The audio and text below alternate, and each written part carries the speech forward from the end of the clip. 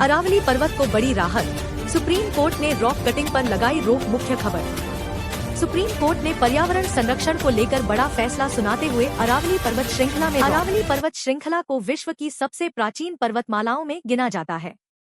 भूवैज्ञानिकों के अनुसार इसकी उत्पत्ति लगभग 250-300 करोड़ वर्ष पहले हुई थी, जब पृथ्वी का स्वरूप आकार ले रहा था। सभ्यताओं का साक्षी। अरावली पर्वत के आसपास प्राचीन काल में कई सभ्यताएं फली फूली। हड़प्पा काल से लेकर वैदिक युग तक यह क्षेत्र मानव जीवन, खनिज संसाधनों और प्राकृतिक जलस्रोतों का केंद्र रहा। राजपूत काल में महत्व। मध्यकाल में अरावली पर्वत राजपूत शासकों के लिए प्राकृतिक सुरक्षा कवच बना। चित्तौड़, कुंभलगढ़, रणकपुर जैसे ऐतिहासिक किले और मंदिर इसी पर्वत श्रृंखला के सहारे विकसित हुए। मुगल और ब्रिटिश काल। मुगल काल में अरावली क्षेत्र व्यापार मार्गों और सैन्य रणनीति के लिए महत्वपूर्ण रहा। ब्रिटिश शासन में यहाँ खनन और वन दोहन बढ़ा, जिससे इसकी प्राकृतिक संरचना को नुकसान पहुंचा।